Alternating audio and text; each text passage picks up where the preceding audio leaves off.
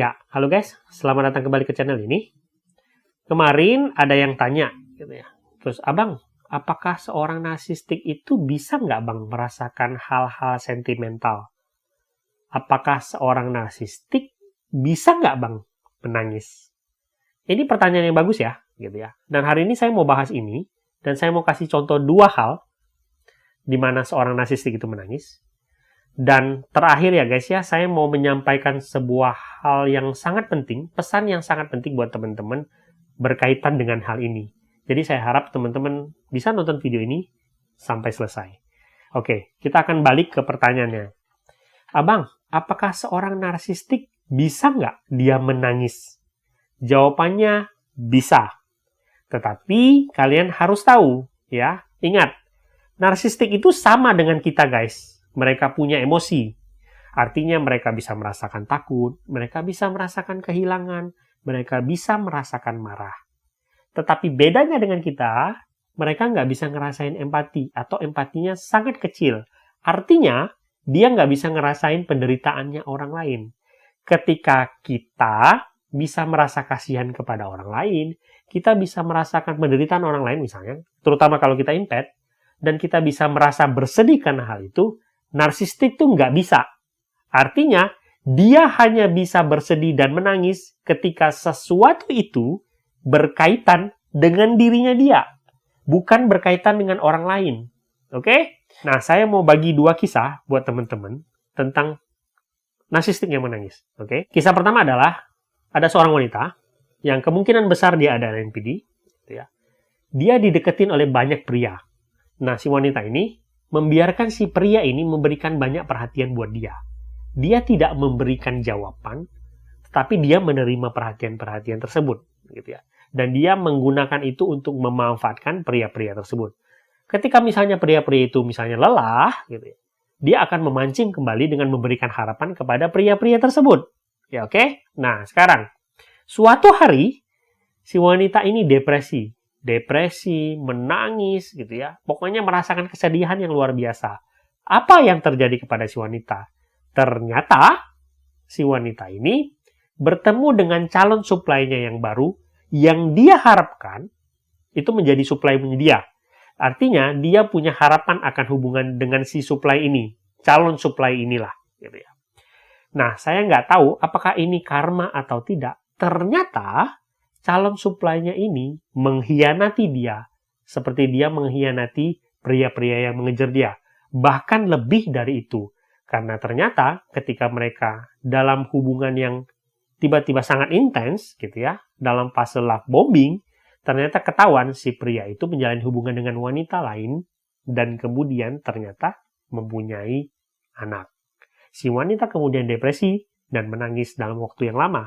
Artinya, NPD bisa menangis ketika itu berkaitan dengan diri dia. Karena dia kehilangan supply. Dia marah karena dia kehilangan supply-nya dia atau calon supply-nya dia. Oke? Itu kisah satu. Kisah dua, kalian pernah nggak guys baca kisah misalnya teman kantor kalian gitu.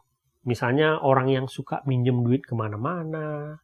Selalu nggak pernah bayar. Selalu manipulasi orang demi uang. Punya hutang di mana-mana tapi kelihatannya nggak pernah merasa bersalah. Nggak pernah mau bayar juga. Gitu ya. Suatu hari kemudian si wanita ini meraung-raung, menangis-nangis gitu ya. Setelah ditelusuri, ternyata si wanita ini tertipu gitu ya. Saya nggak mau bilang ini karma atau enggak gitu. Tetapi ketika misalnya dia melakukan ini dan kemudian dia juga tertipu dengan kondisi yang mirip-mirip lah gitu ya. Nah, dia menangis, marah, meraung-raung gitu. Ini juga contoh gitu bahwa narsistik bisa menangis, tetapi karena dia kehilangan. Tetapi teman-teman harus tahu gitu ya, kalau kalian berpikir bahwa narsistik itu akan sentimental, menangis, membayangkan kalian dulu, misalnya korban-korbannya gitu ya, terus teringat masa lalu dan kemudian menangis, seperti kalian orang-orang normal, itu tuh nggak akan terjadi. Narsistik tuh nggak akan bisa sentimental kayak gitu.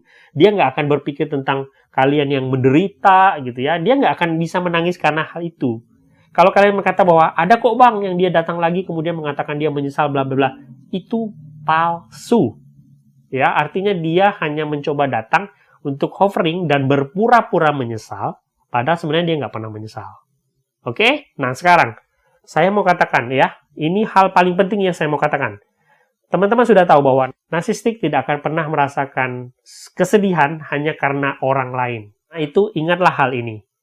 Setelah kalian di-abuse oleh seorang narsistik, jangan pernah menghancurkan hidup kalian dengan pemikiran bahwa si narsistik akan merasa bersalah ketika melihat kalian hancur. Jangan pernah. Ya, artinya begini. Saya akan langsung pakai contoh. Ada korban-korban narsistik, ya, yang ketika mereka ditinggalkan seorang narsistik, kemudian mereka menghancurkan hidup dia. Dengan harapan, ketika dirinya hancur lebur, si narsistik itu akan merasa bersalah karena melihat dia hancur. Misalnya begitu. Atau kita bilang hal yang paling kasar lah. Maaf ya kalau teman-teman ini terasa kasar. Tapi ada loh orang-orang yang mengatakan bahwa aku nggak mau nikah selama-lamanya karena aku sudah disakiti. Misalnya. Dia nggak melakukan itu karena trauma. Tapi dia melakukan itu dengan harapan ketika dia tidak menikah misalnya, itu akan membuat si narsistik akan merasa bersalah melihat kondisinya dia. Gitu.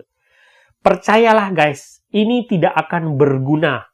Narsistik tidak akan pernah merasa bersalah ketika kalian hancur hidupnya. Dia justru akan merasa bahagia dan bangga. Karena artinya, apa yang ingin dia capai ketika dia melepaskan kalian, itu tercapai. Apa artinya? Kalian hancur. Narsistik akan berkata kepada orang lain bahwa, lihat, dia nggak menikah itu karena saya loh. Karena saya dulu meninggalkan dia. Dia akan berkata itu dengan bangga. Jadi jangan pernah hancurkan hidup kalian dan berpikir bahwa narsistik akan merasa bersalah karena itu. No. Yang harus kalian lakukan adalah stand up. Kalau kalian mau berduka, silakan, berdukalah. Tapi setelah itu lewat, berdirilah, tegak, berjuang, jalani hidup kalian, jadilah hebat. Tunjukkan kepada dia bahwa kalian tidak akan hancur. Tunjukkan kepada dia bahwa kalian akan jadi sesuatu. Tunjukkan kepada dia bahwa dia mungkin saja meng-abuse kalian, tetapi tidak bisa menghancurkan kalian. Buat dia menyesal telah meninggalkan kalian. Tunjukkan bahwa saya adalah sesuatu. Ini hal yang saya harapkan teman-teman lakukan. Semoga video ini berguna. Sampai jumpa di video berikutnya.